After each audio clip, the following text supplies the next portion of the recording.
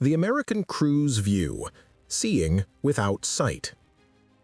Inside American bombers, a new specialist had quietly become as vital as the pilot or navigator, the radar operator. Seated near a softly glowing screen, headphones wrapped around his ears, he interpreted abstract shapes that meant little to an untrained eye and everything to the aircraft's survival. Coastlines appeared as curved shadows, rivers cut thin, winding lines.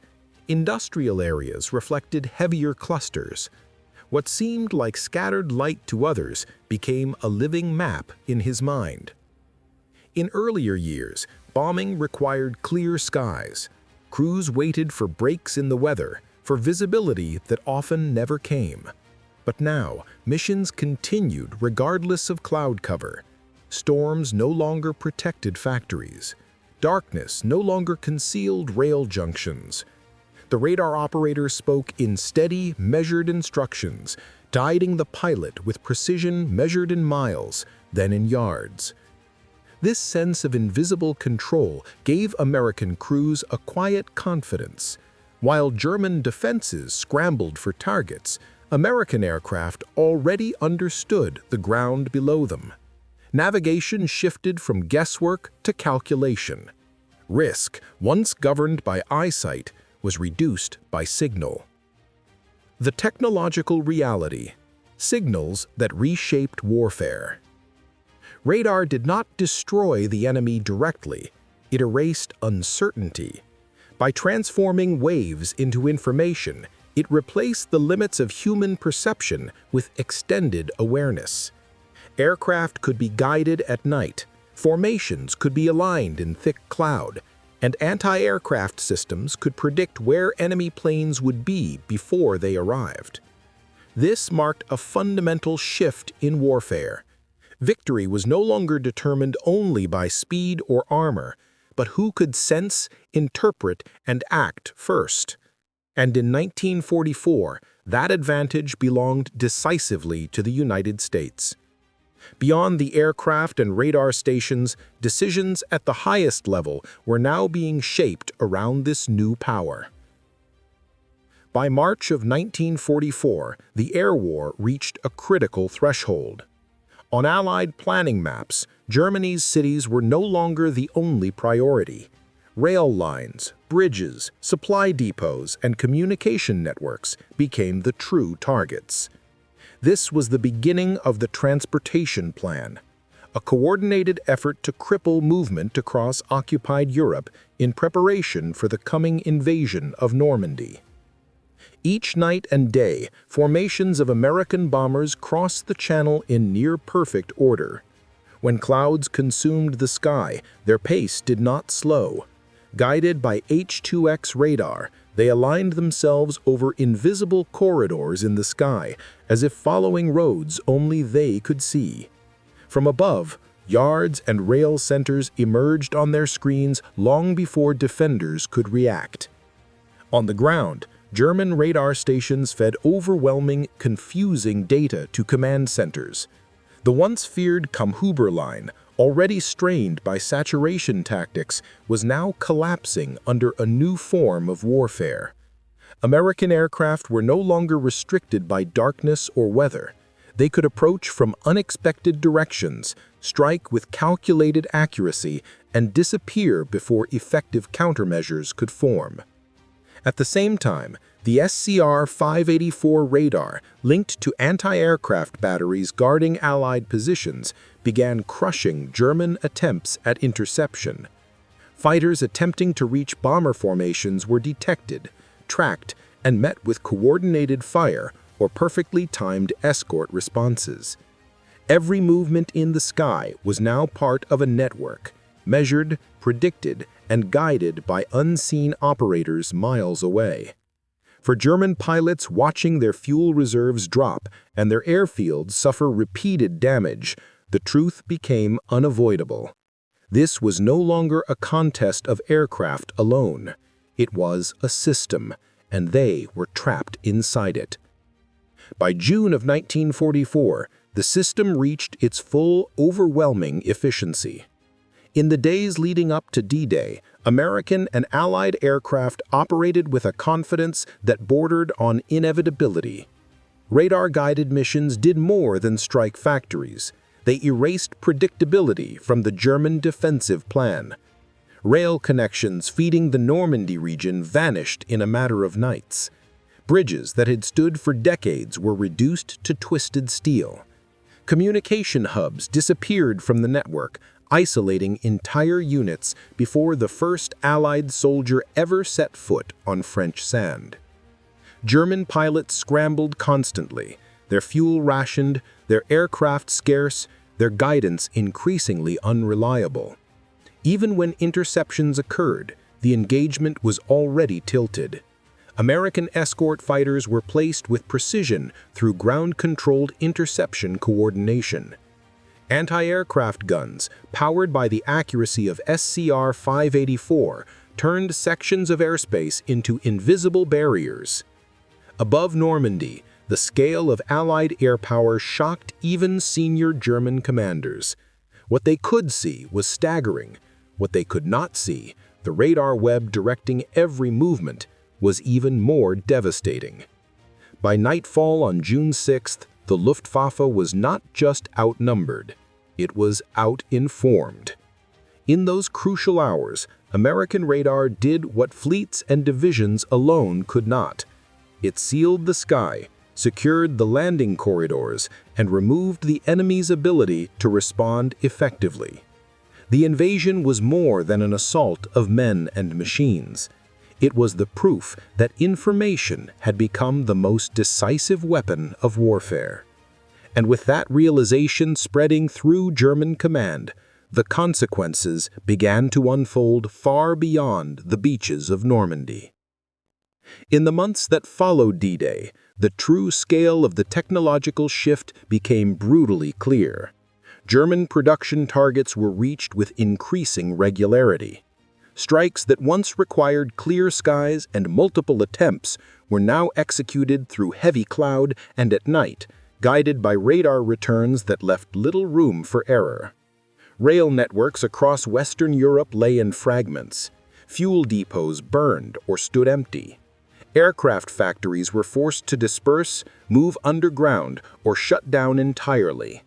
Even when Germany managed to produce new fighters, they struggled to reach operational airfields intact. American radar-guided attacks often found them before they could ever take off. For the Luftwaffe, the sky had become a zone of constant danger. Pilots flew fewer hours, received less training, and faced opponents who always seemed to know where they would be. The psychological strain was as damaging as the physical losses. Many German airmen later described a sense of being hunted by something unseen, a presence that existed beyond traditional warfare. Meanwhile, American bomber crews adapted quickly to their new advantage. Missions were no longer defined by whether the target could be seen, but whether it existed at all. If it appeared on the radar screen, it could be reached. If it could be reached, it could be destroyed. The shift was not just tactical, it was philosophical. For the first time, the battlefield extended far beyond human perception, operating in waves, frequencies, and reflected signals. And Germany, once the master of rapid, overwhelming attack, was now losing a war fought in dimensions it had failed to dominate. The repercussions continued to unfold, not only in destroyed cities and broken supply lines, but in decisions made at the highest military and political levels. January 1944. High above a blanket of winter clouds, the sky over Germany is blind to the ordinary eye. There is no moon, no clear horizon, only a pale haze stretching for miles in every direction. Inside a B-17 bomber, the drone of engines forms a steady, mechanical heartbeat. The crew cannot see the ground below. They cannot see their target. To an outside observer, it would seem impossible to navigate, let alone bomb with precision. But in the dim glow of the cockpit, a different kind of vision is at work. A small, flickering screen pulses with ghostly shapes, rivers, city outlines, rail lines, faint grids forming from invisible waves. Radar. Not sight, but detection. Not guesses, but data. The aircraft drifts forward, guided by signals that pass through cloud, darkness, and distance. Far below, along the German countryside, air raid sirens howl into the night. Searchlights cut through the fog, searching for enemies they cannot clearly find. On an airfield, a German night fighter pilot waits for instructions that never arrive in time. Somewhere in the darkness, the balance of air power is shifting, and for the first time, it is being decided by technology that cannot be seen. The war in the sky has entered a new invisible phase, and it is no longer in German control. By the beginning of 1944, the air war over Europe had already entered its fifth relentless year. What had once been a contest for dominance had become a battle of survival and production. Germany's Luftwaffe, which had once ruled the skies over Poland, France in the early years of the Soviet campaign, now faced a different reality. One shaped not by bold maneuvers or daring aces, but by numbers, machines, and invisible systems. Throughout 1940 to 1942, German pilots depended on visual detection, speed, and rigid intercept strategies. The infamous Kammhuber line, a network of radars, searchlights, and night fighters, had once given Germany a level of control over its airspace. British bombers had forced to adapt, often suffering heavy losses as they crossed the Channel. But war is not static, it evolves. By 1943, the United States Army Air Forces had arrived in force across British airfields. Thousands of B-17 and B-24 bombers were positioned not for scattered raids, but for systematic, industrial-scale destruction of Germany's war economy. Factories, fuel depots, rail yards, and communication centers became primary targets. The problem was the sky itself. Cloud cover over Europe made traditional bombing difficult. Fog concealed cities. Storms scattered formations. Visual targeting was unreliable at high altitude, and inaccuracy meant wasted missions and wasted lives. German planners had long relied on this unpredictable weather as a layer of natural protection.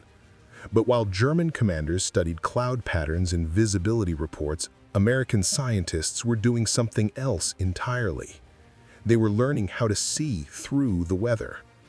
In research labs, military bases, and converted university buildings, waves and frequencies replaced maps and compasses. A new battlefield was forming, not in the air, but in the realm of electromagnetic energy. And by the start of 1944, it was almost ready for deployment. And once it entered the sky, nothing would remain hidden again. The roots of America's radar advantage did not begin in the cockpit of a bomber. They began years earlier, inside laboratories where equations filled chalkboards and glass vacuum tubes glowed amber in dark rooms. While Germany and Britain had both developed early warning radar before the war, the United States approached the technology with an industrial mindset, turning theory into mass production at an unprecedented scale. In 1940, the creation of MIT Radiation Laboratory became a turning point. Backed by military urgency and scientific freedom, physicists refined the cavity magnetron, a compact device capable of generating powerful, focused microwave signals. This breakthrough allowed radar systems to become smaller, more precise, and, most importantly, airborne. By 1943, American engineers had adapted this technology into a system known as H-2X, nicknamed Mickey by bomber crews. Installed inside B-17 and B-24 aircraft, it did not rely on light or visibility. It relied on reflection. Radar waves left the aircraft, struck the earth below, and returned with information, revealing city shapes, coastlines, rivers, and industrial districts, even through thick clouds and darkness. On the ground, another system quietly joined the network, the SCR-584, a radar designed not for navigation but for precision targeting.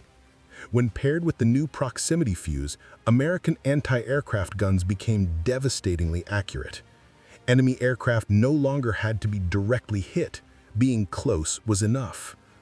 All of this was connected to a growing web of ground-controlled interception, GCI, operators in stations far from the front lines guiding aircraft toward their targets through invisible lines of communication. By early 1944, the United States was no longer fighting with eyesight and instinct alone. It was fighting with data. And the Luftwaffe had no way to stop what it could not see. The German pilot's view, confusion in the darkness. By 1944, even experienced Luftwaffe pilots no longer trusted the sky above their own territory. Intercepts that once felt controlled now dissolved into uncertainty. Night after night, radar operators gave approximate positions, fragments of vectors that disappeared as quickly as they arrived. Enemy formations seemed to emerge out of nowhere, appearing over cities, waterways, and rail yards that should have been protected by layers of detection. To German pilots, it felt unnatural, as if the bombers were drifting without navigation, then striking with impossible precision. Some believed the Americans were using new navigation beacons. Others suspected secret guidance stations in neutral countries. Few understood the true cause. The familiar environment of the cockpit had become misleading. Instruments still worked, engines still responded, but the battle had moved beyond the physical performance of the aircraft. Dogfighting skill and visual tracking, which once were the ultimate measures of a fighter, were becoming irrelevant. Intercepts based on sight were now too late. Climbing through cloud layers only revealed empty sky. By the time German fighters made contact, American escort planes were already in position, guided by their own overlapping systems of detection. The engagement had already been decided by information gained miles away, long before the first aircraft was visible to the naked eye. What had once been a contest of reflex and courage became a struggle against an unseen presence. And that presence was not a plane. It was a signal. By late 1944, the imbalance in the air had become irreversible. German commanders no longer spoke of regaining air superiority. Instead, they searched for ways simply to survive under a sky that now belonged to the Allies. Reports from the front lines and from commanders within the Reich painted a consistent picture. Movement by day was nearly impossible, and even at night, hidden advance had become a myth. Radar-guided bombing had turned roads into traps and railways into open targets. Supply columns were forced off main routes, dispersing into forests and small roads where they moved slowly, burning precious fuel and time. Entire divisions arrived late to critical fronts, or not at all. The most advanced tanks and aircraft in Germany's inventory were rendered ineffective, not because of poor design, but because they could neither be transported nor fueled reliably. For the Allied forces advancing through Europe, this invisible shield in the sky became an unspoken advantage. Fewer German reinforcements reached the front. Fewer counterattacks could be organized. Communication between commands frayed as radar-guided strikes severed cables and destroyed transmission centers. What remained of the Luftwaffe was reduced to scattered resistance. Courage still existed in the cockpit, but courage without coordination had little effect. The battlefield had shifted from a contest of bravery to a contest of systems, and only one side had mastered the hidden language of the air. Beyond the damage and the statistics, a realization was settling in across military circles. The future of warfare would not be decided only by what soldiers could see. It would be decided by what technology could detect. When the war in Europe finally drew to a close in 1945, the ruins on the ground told only part of the story. The deeper transformation had taken place above the clouds, inside laboratories, and within the invisible spectrum of electromagnetic waves. Radar, once an experiment in distant detection, had become one of the most decisive forces of the conflict. In the skies over Germany and occupied Europe, victory had not been shaped solely by faster engines or heavier bombs. It had been guided by awareness, by the ability to sense what the enemy could not hide. In that quiet revolution, humanity crossed a threshold. The battle for the heavens was no longer fought with sight alone. It was fought with knowledge. And in that moment, the future of war and of the modern world quietly came into view.